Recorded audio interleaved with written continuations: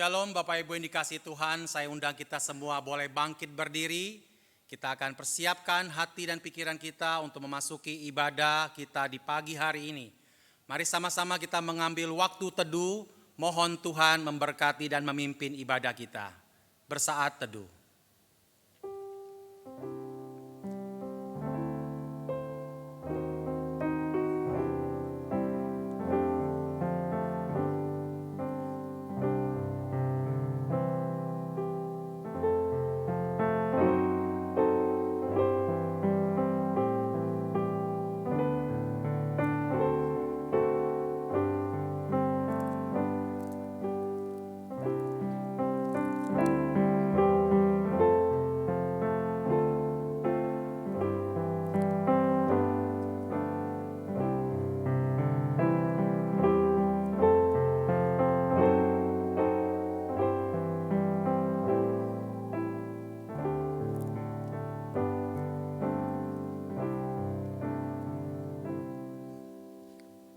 Pertolongan kepada kita adalah di dalam nama Tuhan yang menciptakan langit dan bumi.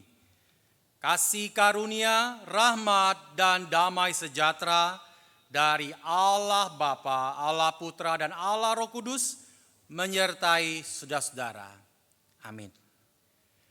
Bapak Ibu yang dikasihi oleh Tuhan, patutlah kita mengucap syukur untuk penyertaan dan kebaikan Tuhan kepada setiap kita. Sehingga di pagi hari ini kita boleh bersama-sama kembali disatukan di dalam ibadah kita, di tempat kita masing-masing. Kita persiapkan hati kita untuk memuji, menyembah Dia, untuk mendengarkan sabdanya dan memberikan ucapan syukur persembahan kita. Firman Tuhan berkata, bersorak-soraklah bagi Tuhan, hai seluruh bumi, bergembiralah, bersorak-sorailah dan bermazmurlah. Bermazmurlah bagi Tuhan dengan kecapi dan lagu yang nyaring. Saudara, mari kita bersama-sama kita mengangkat sebuah pujian. Kita adalah umat Tuhan. Kita menyatakan pujian ini, haleluya, kepada Kristus Raja kita. Mari bersama kita nyanyikan pujian ini dengan sukacita.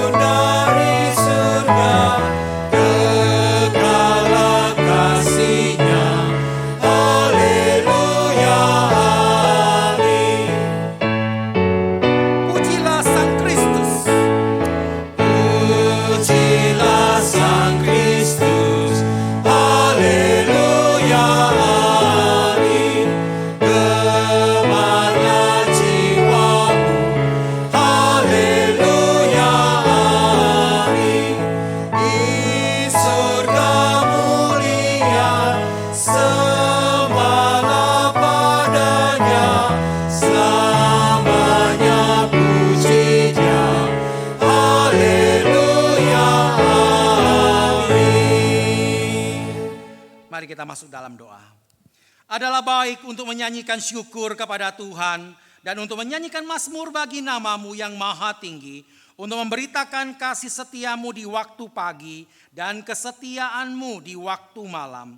Sebab telah Kau buat aku bersukacita ya Tuhan dengan pekerjaan-Mu, karena perbuatan tangan-Mu aku akan bersorak-sorai. Bapa surgawi, Allah pencipta langit bumi beserta isinya. Allah yang disembah oleh Abraham, Ishak dan Yakub. Dan Allah itu juga yang kami kenal di dalam nama Tuhan Yesus Kristus. Yang sudah datang ke dalam dunia, menderita sengsara di atas kayu salib untuk menebus kami manusia yang berdosa. Terima kasih ya Tuhan, kami meyakini bahwa Engkaulah satu-satunya juru selamat. Dan barang siapa yang mengaku dengan mulutnya dan percaya dalam hatinya bahwa Engkaulah juru selamat, maka kami beroleh hidup yang kekal. Terima kasih ya Tuhan, kami mengucap syukur pagi hari ini. Kembali Engkau satukan kami boleh beribadah, memuji, menyembah Tuhan, mendengarkan sabdamu. Kami percaya juga ya Tuhan Engkau hadir di tengah-tengah kami, di tengah-tengah keluarga kami bersama dengan orang-orang yang kami kasihi ya Tuhan.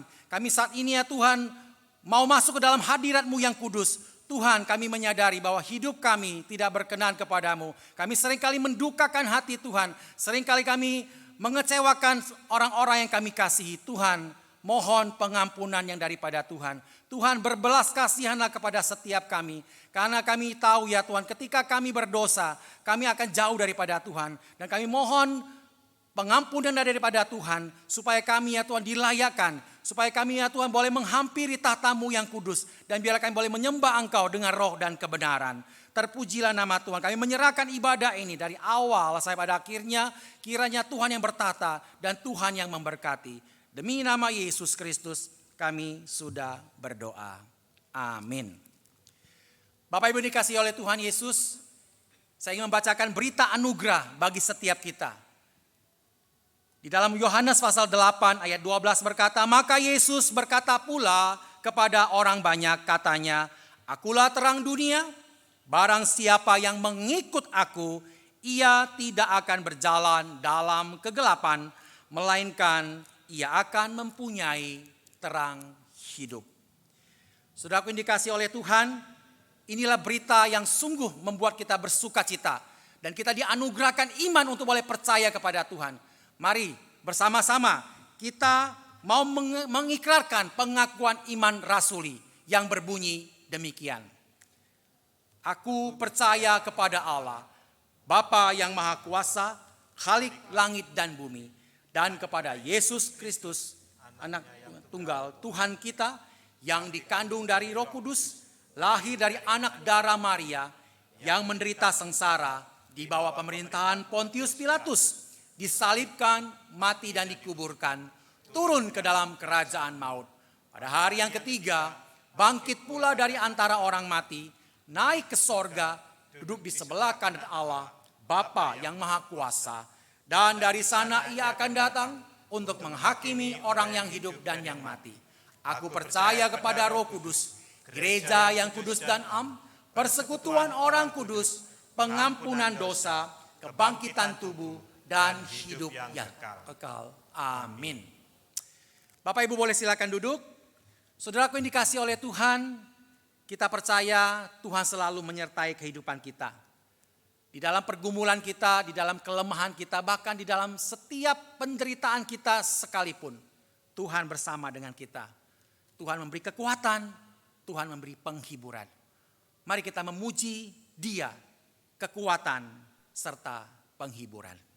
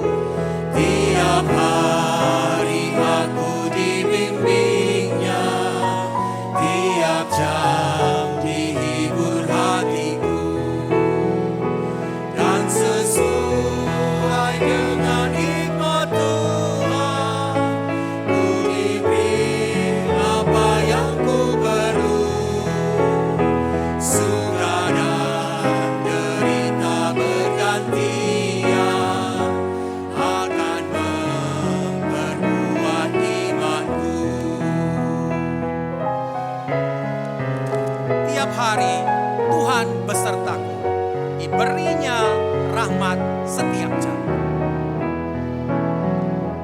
Tiap hari Tuhan besertaku, diberi rahmat-Nya tiap jam.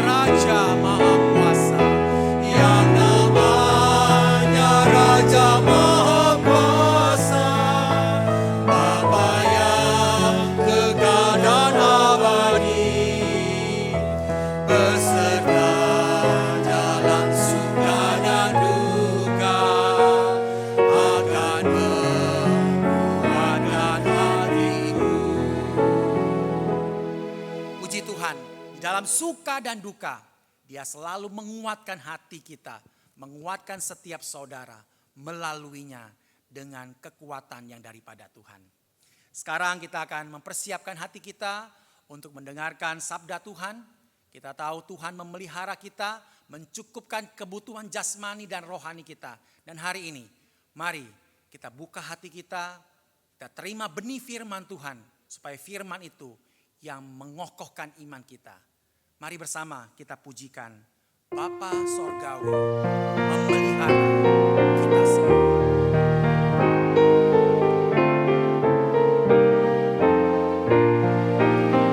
Kepadanya yang aku berharap, di darat atau laut yang gelap, setiap saat ku berharap Bapa Surgawi memeliharaku.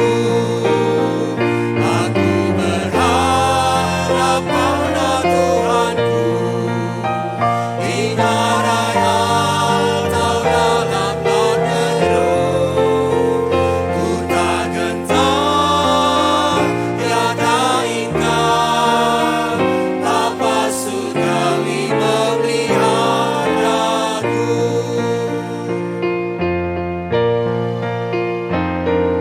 Bunga di padang Bapa pelihara, burung pun yang menuntun pulang. Bunga di padang Bapa pelihara, dan burung pun yang menuntun pulang. Kasih-Nya yang limpah ruah, Bapa Surgawi memeliharaku. Aku berharap pada Tuhanku, di darat atau dalam laut menjeruh. Ku tak gentar, nyata ingkar, Bapa Surgawi memelihara. Ku tak gentar, nyata ingkar. Ku tak gentar, nyata ingkar, Bapa Surgawi memeliharaku.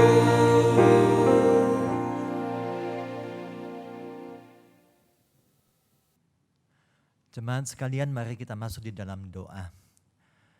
Ya Tuhan, kami sungguh bersyukur kalau hari ini kami boleh datang kembali di hadapan Tuhan. Pujian yang mengingatkan bahwa Bapa memelihara kami. Di tengah-tengah situasi yang ada saat ini, biarlah kami punya iman dan tetap meyakini bahwa Bapa senantiasa memelihara kami. Kami akan mendengarkan kebenaran firman Tuhan. Dan biarlah firman Tuhan ini menjadi penuntun bagi langkah-langkah kami dalam kehidupan kami setiap harinya. Berkatilah pembacaan dan perenungan firman Tuhan, dan hanya Tuhan yang ditinggikan dan dimuliakan. Dalam nama Tuhan Yesus kami berdoa dan mengucap syukur. Amin. Shalom jemaat sekalian. Kita bersyukur pagi ini kita boleh kembali bersama-sama beribadah, dan kita akan mendengarkan kebenaran firman Tuhan yang terambil dari Matius pasal 5 ayat 13 sampai ayat 16. Dilanjutkan dengan Markus pasal 9 ayat 50. Saya akan membacakan untuk kita semua Matius pasal 5 ayat 13 sampai ayat 16, dan dilanjutkan pada Markus pasal 9 ayat 50. Demikian firman Tuhan. Kamu adalah garam dunia. Jika garam itu menjadi tawar, dengan apakah ia diasinkan? Tidak ada lagi gunanya selain dibuang dan diinjak orang. Kamu adalah terang dunia. Kota yang terletak di atas gunung tidak mungkin tersembunyi. Lagi pula orang tidak menyalakan pelita lalu meletakkannya di bawah gantang, melainkan di atas kaki dian sehingga menerangi semua orang di dalam rumah itu. Demikianlah hendaknya terangmu bercahaya di depan orang, supaya mereka melihat perbuatanmu yang baik dan memuliakan Bapamu yang di surga. Kita lanjutkan Markus pasal 9 ayat 50. Demikian firman Tuhan. Garam memang baik, tetapi jika garam menjadi hambar, dengan apakah kamu mengasinkannya? Hendaklah kamu selalu mempunyai garam dalam dirimu dan selalu hidup berdamai yang seorang dengan yang lain. Demikian pembacaan firman Tuhan. Berbahagia setiap kita yang membaca, merenungkan, dan melakukan dalam hidup kita. Bapak Ibu Saudara sekalian, tanggal 25 Agustus yang lalu ada sebuah video yang viral. Tapi saya hanya mengambil satu gambar saja. Video ini mengatakan ada sebuah antrian yang panjang. Menurut Bapak Ibu sekalian, kira-kira ini antrian apa ya? Ini bukanlah antrian pembagian sembako Bapak Ibu Saudara sekalian. Juga bukan antrian bantuan pemerintah dalam rangka COVID-19. Bukan juga. Bukan juga antrian untuk pendaftaran pembuatan SIM. Enggak, bukan juga ini Bapak Ibu sekalian. Dan antrian apakah itu? Ternyata adalah antrian pasangan yang ingin mengajukan perceraian di sebuah kantor pemerintah. Saudara yang dikasihi oleh Tuhan, dampak dari COVID-19 ini kita bisa melihat salah satunya adalah berdampak dalam rumah tangga, yaitu angka perceraian ini makin lama makin tinggi. Menurut kantor ini dikatakan bahwa tiap hari ada sekitar 150 pendaftar baru yang mengajukan perceraian. Ketika saya mencoba mencari dari internet info di kota yang lainnya, ternyata ada yang naik menjadi 200%, ada yang naik sampai 500% di masa pandemik ini. Nah Bapak Ibu Saudara yang dikasihi oleh Tuhan, keluarga-keluarga pada masa pandemi ini mengalami berbagai macam krisis di berbagai bidang. Ada mengalami krisis rumah tangga, ada mengalami krisis kekerasan dalam rumah tangga, ada yang mengalami krisis pendidikan, ada yang tidak bisa melanjutkan sekolah lagi, dan terutama dampak yang besar itu adalah krisis ekonomi. Dan kita bisa melihat bahwa krisis ini membuat berbagai respon yang ada. Ada yang merasa tidak mampu lagi berbuat sesuatu apapun. Ada kemudian menyerah dengan situasi ini. Ada kemudian menyalahkan pemerintah. Ada yang bahkan menyalahkan Tuhan seakan-akan gak peduli dalam hidup kita. Bapak Ibu Saudara yang dikasihi oleh Tuhan, keluarga-keluarga pada zaman kehidupan Tuhan Yesus sebenarnya juga mengalami krisis juga, mengalami situasi yang tidak mudah juga. Kenapa demikian? Karena pada waktu itu mereka berada di bawah penjajahan Romawi dan mereka juga mengalami yang namanya penganiayaan. Ada yang sudah mengalami, ada yang bahkan penganiayaan itu ada di depan mata mereka. Ini juga merupakan suatu krisis yang mereka alami. Dan yang menarik adalah ketika Tuhan Yesus memperhatikan kehidupan masyarakat di sana, keluarga-keluarga di sana, Yesus kemudian tidak membiarkan muridnya meratapi keadaan mereka.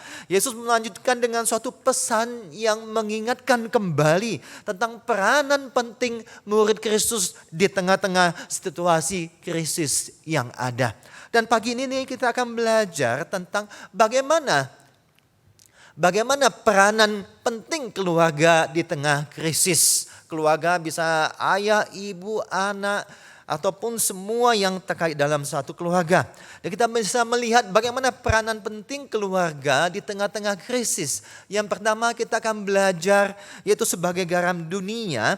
Maka peran pentingnya adalah mencegah kerusakan moral dan spiritual. Mencegah kerusakan moral dan spiritual. Bapak Ibu yang dikasihi oleh Tuhan, ketika pandemi COVID-19 ini merebak, maka ada kebutuhan masker yang sangat banyak Bapak Ibu sekalian.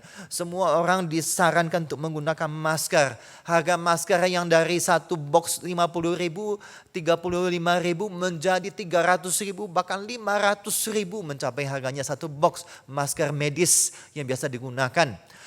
Akan tetapi kita bisa melihat bahwa di tengah-tengah kondisi kebutuhan masker ini, maka kemudian satu kali ada teman istri saya memesan masker karena dilihat harganya itu cukup murah, yaitu 200.000 per box. Dia pesanlah masker ini kira-kira 2 box untuk kebutuhan praktek dokter giginya. Dan ternyata ketika masker itu datang, dia pesan melalui sebuah aplikasi online. Ketika masker itu datang, isinya adalah potongan-potongan kardus yang dibungkus dalam kotak masker. Nah, Bapak Ibu Saudara sekalian, di sini kita bisa melihat adanya orang-orang yang kemudian mempergunakan kesempatan di tengah-tengah krisis ini. Dalam arti kata menggunakan kesempatan untuk mencari keuntungan yang sebesar-besarnya, tetapi bahkan kemudian menipu orang. Di sini kita bisa melihat adanya kerusakan moral yang terjadi. Dan kita juga bisa melihat berbagai fakta-fakta di tengah-tengah pandemi ini, orang yang moralnya menjadi rusak dan melakukan hal-hal yang merugikan orang lain tanpa mempedulikan orang lain. Nah, di tengah-tengah kondisi demikian, bagaimanakah seharusnya kehidupan kita sebagai orang percaya, sebagai keluarga Kristen? Kita bisa melihat di ayat 13 dikatakan kamu adalah garam dunia. Kalau kita katakan kamu adalah, dalam bahasa aslinya itu himeis este, berarti kalian sajalah. Ini merupakan pengulangan subjek yang tersirat, makna yang tersirat adalah kalian sajalah dan bukan yang lain. Di sini Yesus ingin mengatakan bahwa hai murid-muridku, kalian sajalah dan bukan yang lain. Kalian yang ada dalam muridku. Sesungguhnya kalian adalah garam dunia. Di sini mempunyai suatu pengertian bahwa ada suatu peranan yang sangat penting yang harus dilakukan oleh para murid pada waktu itu. Nah, kalau untuk mengerti fungsi garam tentu kita bisa mengerti dari fungsi zaman sekarang ini. Tetapi pengertian yang tepat tentu kita mencoba mengerti dari pengertian pada waktu itu. Dan pada zaman Yesus hidup, gambaran fungsi dari garam itu adalah untuk memberi rasa pada makanan ataupun untuk mengawetkan. Jadi peran garam seperti demikian menyiratkan kondisi dunia yang tawar sehingga perlu diberikan rasa, kondisi dunia yang buruk atau busuk sehingga perlu diawetkan, dicegah dari pembusukan tersebut. Nah, Bapak Ibu yang dikasihi oleh Tuhan, inilah peran kita adalah peran murid Yesus adalah menjadi garam dunia untuk memberi rasa dan terutama untuk mengawetkan, mencegah kerusakan yang terjadi dunia saat itu maupun saat ini. Nah, Bapak Ibu dikasihi oleh Tuhan, dan di sini ada satu peringatan yang jelas dari Tuhan Yesus, dikatakan bahwa jika garam itu menjadi tawar, dengan apakah ia diasinkan? Dalam arti kata Yesus ingin mengatakan bahwa kamu adalah garam dunia dan kamu harus mempertahankan keasinan yang ada pada dirimu. Dalam arti kata peranan kita, fungsi kita tidak boleh tidak ada, tetapi harus selalu diingat dan dilakukan dalam kehidupan kita. Nah, Bapak Ibu Saudara dikasihi oleh Tuhan, mungkin kita bertanya, kok bisa garam itu tawar ya? Pada zaman sekarang tentu kita mengatakan bahwa garam itu sodium klorida, ada senyawa yang stabil, tidak mungkin dia jadi rusak dan ini tidak memberikan dampak. Tetapi pada waktu itu pengertian garam yang digunakan pada zaman kehidupan Tuhan Yesus, umumnya garam itu diambil dari laut mati, di mana ada campuran dengan senyawa-senyawa lainnya. Jadi tidak murni. Sehingga kalau digunakan garam itu nanti kemudian yang sodium klorida akan melarut, kemudian yang campuran-campuran kotoran itu akan mengendap, walaupun bentuknya putih tetap serbuk putih, sehingga itu tetap dikatakan sebagai garam. Dan kalau yang sisa-sisa kotoran garam ini kemudian dikumpulkan dan itu tidak bisa digunakan lagi selain dibuang dan diinjak orang. Nah, Bapak Ibu Saudara yang dikasihi oleh Tuhan, Yesus kemudian Markus pasal 9 ayat 50, Yesus mengatakan bahwa hendaklah kamu selalu mempunyai garam di dalam dirimu. Dalam arti kata bahwa kita sebagai orang percaya harus terus aktif, harus terus menyatakan fungsi peranan kita untuk mencegah kerusakan moral dan spiritual yang kita saksikan di sekitar kita. Bapak Ibu yang dikasihi oleh Tuhan, satu kali ada seorang oma yang didatangi oleh anak perempuan dia. Kemudian anak perempuannya itu dengan wajah yang muram berkata kepada mamanya, "Ibu, kondisi rumah tangga saya dalam keadaan genting saat ini. Kami sering ribut, bertengkar hebat. Dan tidak jarang saya mengalami pertengkaran diakhiri dengan pukulan dan tendangan. Kemudian terlalu banyak luka-luka dalam hati saya yang terjadi. Kemudian biaya kehidupan rumah tangga yang sudah semakin sulit. Suami tidak lagi punya pekerjaan. Ini membuat rumah tangga ini seakan-akan neraka. Kalau dalam kondisi kayak begini, apa yang harus saya lakukan? Saya sudah berdoa minta kepada Tuhan, tetapi sepertinya Tuhan diam.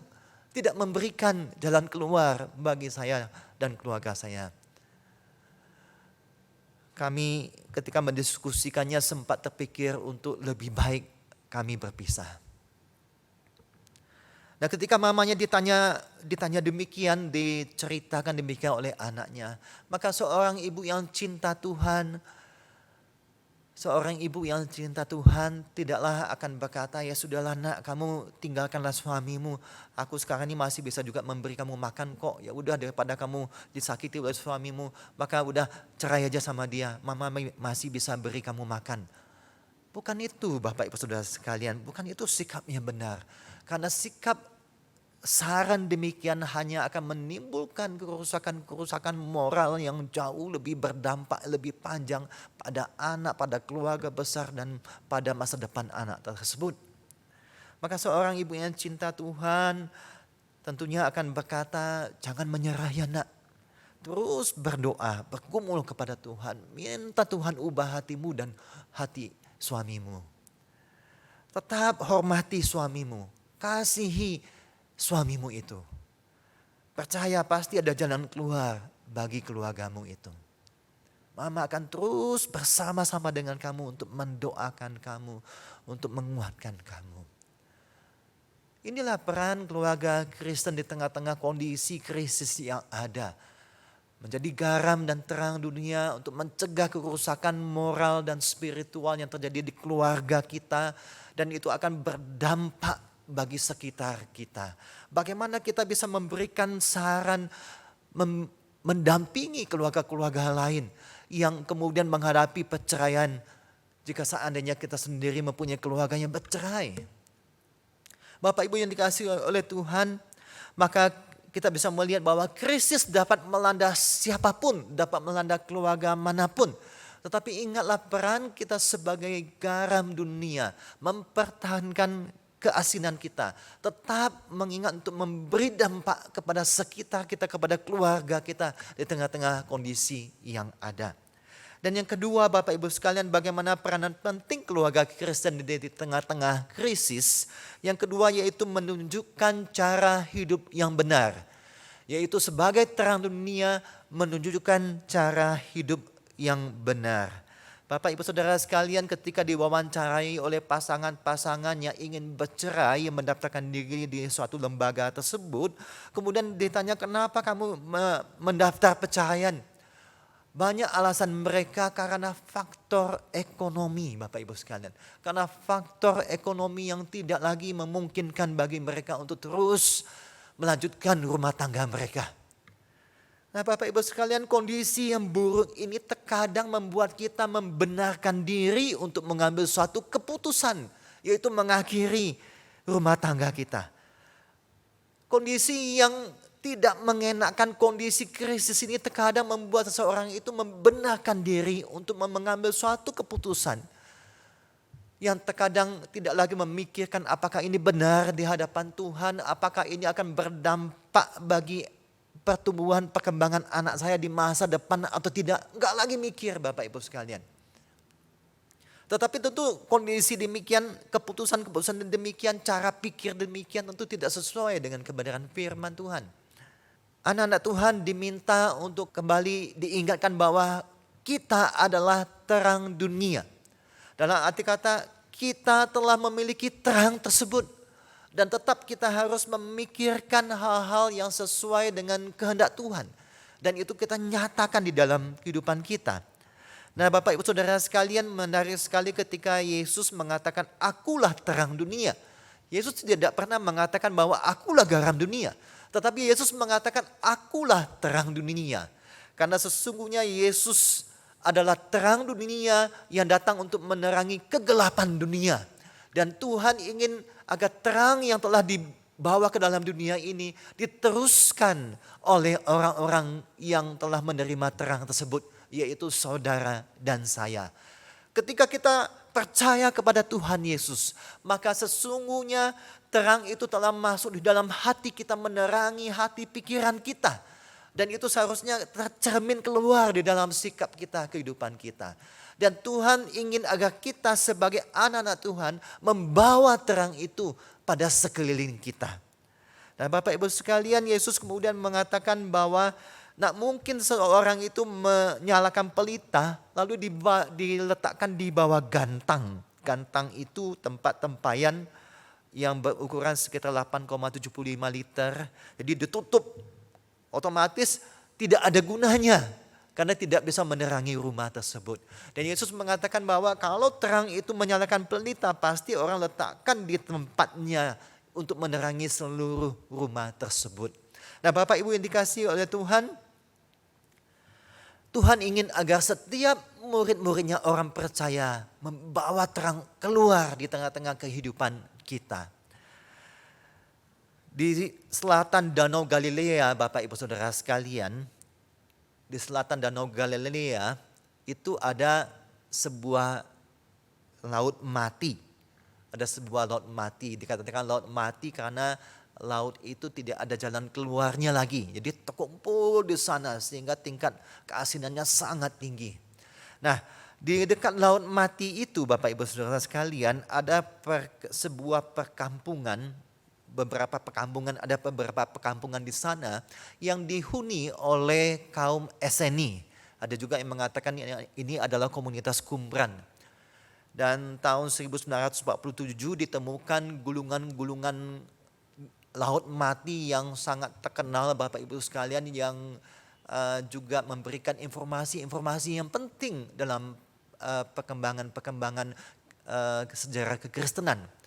Nah, yang menarik adalah kaum Esseni tersebut adalah sekelompok kaum yang memutuskan untuk tidak bercampur dengan dunia lain. Mereka mengasingkan diri sendiri dalam satu kelompok yang kecil. Mereka mengasingkan dalam kelompok mereka, dan mereka mengatakan kami adalah anak-anak terang. Tetapi mereka hanya tinggal di sebuah perkampungan yang khusus untuk mereka saja. Kegiatan mereka setiap hari adalah membaca kitab suci, kemudian peraturan-peraturan yang ketat mereka lakukan sambil menanti kedatangan Tuhan. Bapak Ibu Saudara sekalian, mereka mengatakan bahwa mereka adalah anak-anak terang, tetapi mereka hidup di sebuah tempat kehidupan mereka yang sangat kecil. Dalam situs penggalian dikatakan ada sebuah perkampungan yang tinggal reruntuhan saat ini. Jadi satu daerah, satu kota kecil, dan di sana mereka hidup berkelompok dan tidak hidup bersama masyarakat lainnya. Dan mereka mengatakan anak-anak terang. Bapak Ibu Saudara sekalian, ketika Tuhan mengatakan kamulah terang dunia, Yesus tidak mengatakan kamulah terang di satu kota kecil gitu aja, kemudian tidak memberi dampak kemana-mana, tidak keluar. Tapi yang Yesus katakan, terangmu itu harus bersinar di sekeliling kamu, dimanapun kamu pergi. Dan apapun yang bisa kamu lakukan bagi sekeliling kamu. Untuk membawa terang itu menyinari kegelapan di sekeliling kamu. Bapak Ibu yang dikasihi oleh Tuhan, kita bisa melihat bahwa tidak sesuai dengan yang Tuhan inginkan. Yang Tuhan inginkan adalah kita menunjukkan cara hidupnya benar sebagai orang percaya di sekitar kita. Dan orang di sekitar kita itu dapat merasakannya. Nah Bapak Ibu sekalian, apakah sebenarnya terang yang orang lain lihat dalam hidup kita? Kalau kita lihat di dalam konteks Matius 5 ayat 11-12 dikatakan, berbahagialah kamu jika kamu dicela dan dianiaya dan kepadamu difitnahkan segala yang jahat. Bersukacitalah dan bergembiralah karena upahmu besar di surga. Sebab demikian juga telah dianiaya nabi-nabi sebelum kamu. Jadi setelah tuntutan untuk bersukacita, di dalam aniaya datanglah penyataan bahwa kamulah garam dunia, kamulah terang dunia. Jadi terang yang di dalam dunia yang gelap itu adalah sukacita yang tetap dirasakan di tengah-tengah aniaya, di tengah-tengah kesukaran hidup. Dan apa yang membuat orang lain melihat terang kita dan memuliakan Bapa? Yaitu ketika mereka melihat orang Kristen ini ketika krisis melanda mereka. Tetapi orang-orang kemudian melihat krisis itu tidak membuat kita yang dilanda krisis itu kemudian mengasihi diri sendiri, patah semangat, hilang semangat, tidak tahu lagi melakukan apa-apa. Tetapi kita berbeda, yaitu ketika kita memiliki sukacita kita di tengah-tengah krisis yang ada. Itulah yang akan membuat mereka akan bertanya-tanya, kenapa orang-orang Kristen demikian? Di tengah-tengah krisis yang ada, mereka masih tetap merasakan dan mengalami sukacita. Bapak Ibu Saudara sekalian, sukacita kita yang terbesar adalah sukacita karena kita sudah mengenal Yesus Kristus sebagai juru selamat kita.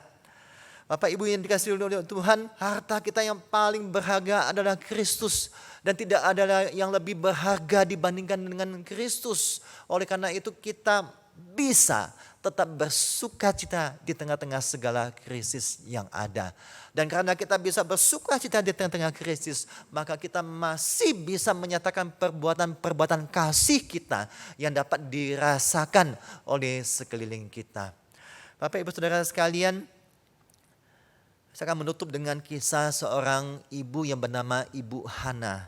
Ibu Hana ini dilahirkan dalam keluarga yang sederhana. Kemudian orang tuanya sangat peduli dengan sesama.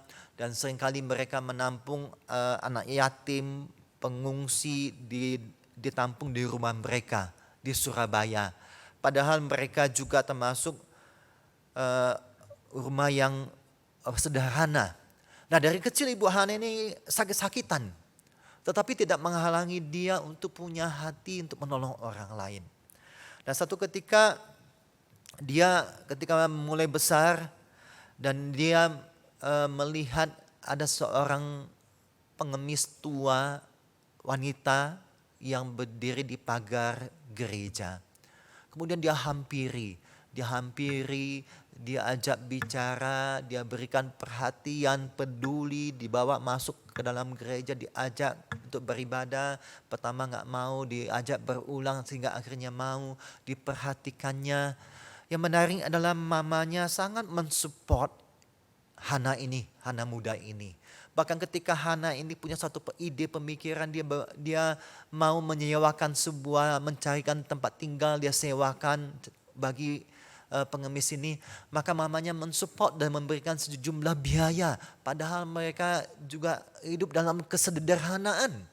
Tetapi itulah yang semakin menggelora di dalam hati Ibu Hana ini. Dan dia terus melakukan apa yang dia tahu bahwa ini yang Tuhan mau dilakukan. Dan dia terus melakukan sehingga lewat perjalanan waktu demi waktu akhirnya apa yang dilakukan ini menjadi besar Bapak Ibu sekalian. Semakin banyak orang ditolongnya. Dan Ibu Hana ini tidak memilih orang yang ditolongnya. Yang penting dia ini membutuhkan pertolongan, dia tolong. Dan kemudian dia mendirikan sebuah yayasan yaitu Yayasan Pondok Kasih. Dan Yayasan Pondok Kasih ini telah menolong banyak orang yang membutuhkan. Baik itu bayi yang dilahirkan di luar nikah, mendirikan panti jompo, mengumpulkan pengemis, waria, kemudian mengadakan nikah massal lintas agama, membuat akte kelahiran bagi anak-anak miskin, kemudian pembinaan bagi PSK, itu semua dilakukan oleh yayasan beliau. Bapak Ibu Saudara sekalian, dari sini kita bisa melihat suatu prinsip. Ketika mengalami krisis dalam hidup ini, kita masih bisa keluar terang kita untuk memberikan cahaya bagi orang-orang yang membutuhkan. Kita bisa melihat bahwa di tengah-tengah krisis kesukaran hidup, bahwa kita masih bisa melakukan sesuatu bagi sekeliling kita. Maukah kita Bapak Ibu Saudara sekalian untuk menjadi garam dan terang di dunia? Sebagai garam dunia kita mencegah kerusakan moral dan spiritual yang terjadi di sekeliling kita. Terutama di keluarga kita. Dan sebagai terang dunia kita menunjukkan cara hidup yang benar. Bukan mengasihi diri kita. Bukan menyerah dengan keadaan ini. Bukan kemudian menyalahkan si A, si B, menyalahkan pemerintah, menyalahkan Tuhan. Bukan. Tetapi kita terus bertanya kepada Tuhan, apa yang bisa saya lakukan di tengah-tengah kondisi krisis saat ini. Dan percayalah, ketika kita punya kerinduan untuk membawa terang kita, maka Tuhan akan membukakan kesempatan-kesempatan. Maka Tuhan akan memimpin kita melakukan sesuatu bagi sekeliling kita. Maukah kita menjadi garam dan terang dunia? Amin. Bagi jemaat kita masuk di dalam doa. Ya Tuhan, kami sadar bahwa saat ini kami juga mengalami krisis dalam berbagai bidang. Di tengah-tengah kondisi yang ada, biarlah firman Tuhan menunjukkan kepada kami bahwa di tengah-tengah krisis ini ada suatu peran yang penting yang Tuhan ingin kami lakukan, yaitu menjadi garam dan terang dunia. Ada hal yang harus kami lakukan. Dan biarlah di dalam pengenalan kami akan Tuhan, di dalam kami menghidupi jati diri kami sebagai garam dan terang dunia, maka bukalah mata kami ya Tuhan untuk melihat, pertemukanlah kami dengan orang-orang yang membutuhkan, sehingga kami dapat menjalankan peran kami sebagai garam dan terang dunia, mencegah kerusakan moral dan spiritual yang terjadi saat ini. Dan juga dengan cara menunjukkan cara hidup yang benar di tengah-tengah krisis yang ada. Ya Tuhan, kami sungguh bersyukur untuk firman Tuhan yang mengingatkan kami, agar kami tidak ada dinina-bobokkan dengan krisis yang ada. Agar kami menyerah, agar kami terbuai untuk melakukan hal-hal lain yang tidak berkenan di hadapan Tuhan. Dan bila kami bangkit dan kami belajar melakukan sesuatu bagi Tuhan, memancarkan sinar yang Tuhan ingin kami lakukan. Ya Tuhan, kami juga berdoa bagi bangsa dan negara kami Tuhan. Pandemi yang masih berdampak panjang ini Tuhan. Tolong kami sebagai anak-anak Tuhan juga berbuat sesuatu. Kami juga berdoa bagi di Kota Malang Tuhan, untuk pemerintah Kota Malang yang berusaha mengantisipasi dan juga mencegah penyebaran yang lebih luas lagi dari COVID-19 ini. Biarlah pemerintah bisa melakukan langkah-langkah yang tepat guna untuk boleh menahan laju perkembangan kasus COVID-19 ini. Kami juga berdoa bagi orang percaya, supaya orang percaya juga boleh ikut gerakan untuk peduli, untuk mematuhi protokol kesehatan yang ada. Dan biarlah kami juga dapat mengambil bagiannya Tuhan. Ya Tuhan, kami juga berdoa untuk jemaat-jemaat kami dengan segala pergumulan yang ada. Kami juga berdoa untuk jemaat-jemaat yang terus menghadapi pergumulan kesehatan, harus bolak-balik rumah sakit, terapi harus dilakukan. Biarlah Tuhan yang terus boleh memberikan kesabaran. Tuhan terus boleh memberikan hati yang teguh dan senantiasa berharap kepada Tuhan. Ya Tuhan, kami juga berdoa untuk jemaat yang kehilangan pekerjaan. Jemaat-jemaat yang mencari pekerjaan. Kami terus berdoa supaya jemaat tidak putus asa. Tetapi ada suatu cara, solusi yang bisa dilakukan. Terima kasih Tuhan, terima kasih. Kami serahkan kehidupan jemaat kami serahkan diri kami semuanya hanya di dalam tangan Tuhan. Dalam nama Tuhan Yesus kami berdoa dan mengucap syukur. Amin. Shalom jemaat sekalian, kita bersyukur kalau pagi hari ini kita boleh bersama-sama mengikuti ibadah baik melalui online, baik melalui YouTube maupun yang disiarkan di Malang TV. Dan jemaat sekalian, kiranya pemeliharaan Tuhan terus menyertai keluarga-keluarga kita. Terima kasih kepada semua para pelayan ibadah atas pelayanannya. Kiranya Tuhan terus memberikan sukacita, damai sejahtera ketika kita melayani bersama-sama setiap minggunya. Bapak Ibu Saudara sekalian yang ingin memberikan persembahan, silakan melalui via transfer atau melalui scan di QR Code, atau Jemaat KU1 dapat memberikannya melalui teman-teman yang dikumpulkan bersama-sama ataupun dapat mengantarkan ke gereja.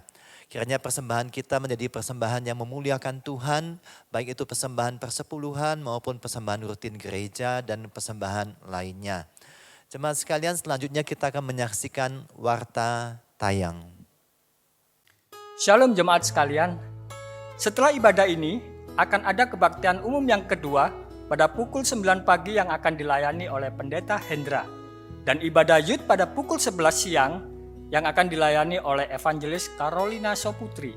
Ibadah streaming dapat diakses di YouTube channel GKKK Malang. GKKK Malang mengadakan pemilihan majelis jemaat periode tahun 2021 sampai 2023. Untuk batas akhir pemilihan bakal calon majelis akan ditutup pada hari ini 30 Agustus 2020 pukul 23.59 WIB. Tata cara pemilihan dan form pemilihan bakal calon majelis telah di-broadcast melalui handphone dan dapat dilihat di website dan aplikasi GKKK Malang. Bagi jemaat yang membutuhkan broadcast dan belum terdaftar di HP gereja, dapat menghubungi di nomor 0822 3047 4953. Kebaktian doa streaming Selasa 1 September 2020 akan dilayani oleh Pendeta Martin Chen. Kebaktian doa akan dimulai pada pukul 6 sore dan dapat diakses di YouTube channel GKKK Malang. Sekolah Minggu GKKK Malang akan mengadakan seminar online Parent Community yang akan dilayani oleh Pendeta Merisi pada hari Sabtu 5 September 2020 pukul 7 malam dan dapat diakses melalui aplikasi Zoom.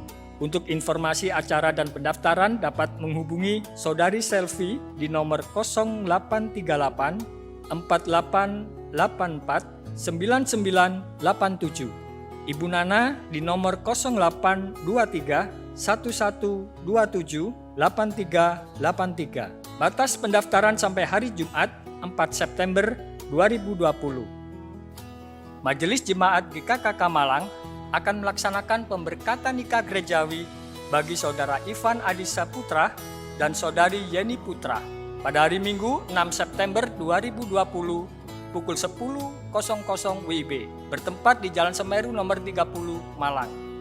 Mohon dukungan doa untuk persiapan pemberkatan nikah. Minggu depan kita akan melakukan sakramen perjamuan kudus dan menyerahkan persembahan perpuluhan kita. Mari kita bersama-sama menyiapkan hati dan pikiran kita. Pembicara ibadah streaming minggu depan tanggal 6 September 2020, kebaktian umum pertama dan kebaktian umum kedua akan dilayani oleh Pendeta Gindo Manogi. Kebaktian umum pertama akan dimulai pada pukul 6 pagi dan kebaktian umum kedua akan dimulai pada pukul 9 pagi. Ibadah live streaming Youth minggu depan tanggal 6 September 2020 akan dilayani oleh Pendeta Martin. Ibadah Youth akan dimulai pada pukul 11 siang. Ibadah streaming minggu depan baik ibadah umum yang pertama, kedua, dan ibadah Youth dapat diakses di YouTube channel GKKK Malang. Dan ibadah umum yang pertama ditayangkan di Malang TV pada pukul 6 pagi. Mohon dukungan doa bagi pelayanan di gereja kita. Selamat hari Minggu, Tuhan Yesus memberkati. Jemaat sekalian, mempertegas bahwa hari ini adalah batas terakhir pengumpulan calon dari majelis Gereja Kristen Kalam Kudus Malang periode 2021 sampai 2023. Nah, batas pengumpulan bakal calonnya itu diberikan sampai pukul 23:59. Jadi sebelum jam 12 malam pada hari ini. Kiranya Bapak Ibu sekalian dapat berpartisipasi, mari bersama-sama mengajukan calon majelis untuk periode yang akan datang. Baik melalui form yang di-download di aplikasi maupun website gereja maupun melalui form yang sudah dibagikan per wilayah. Kiranya kita dapat berpartisipasi dan mengisi 2 nama calon majelis yang kita usulkan. Terima kasih. Dan berkaitan dengan perkembangan kasus COVID di Malang ini yang terus meningkat, dan marilah kita bersama-sama menjaga kesehatan kita, protokol kesehatan. Tetap kita perhatikan penggunaan masker ketika kita keluar rumah itu penting adanya. Dan marilah kita boleh memperhatikan juga untuk menjaga hati kita untuk selalu dekat dan percaya kepada Tuhan, bahwa Tuhan akan memelihara hidup kita. Baik jemaat, kita akan mengakhiri ibadah kita pada pagi hari ini. Saya undang kita semua untuk berdiri dan kita naikkan pujian doksologi.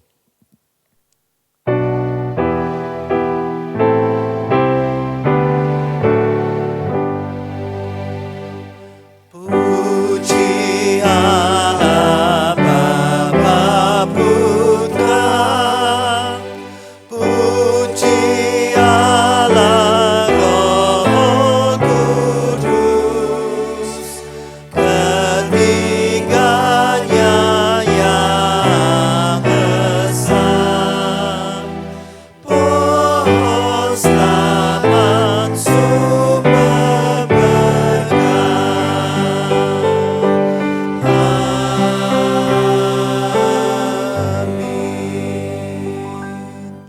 Jemaat yang dikasihi oleh Tuhan dan yang mengasihi Tuhan, biarlah kita menjadi anggota keluarga yang senantiasa menjadi garam dan terang di sekeliling kita. Dan arahkanlah mata hati dan pikiran kita kepada Tuhan dan terimalah berkat dari Tuhan. Tuhan memberkati engkau dan melindungi engkau. Tuhan menyinari engkau dengan wajah-Nya dan memberi engkau kasih karunia. Tuhan menghadapkan wajah-Nya kepadamu dan memberi engkau damai sejahtera. Amin.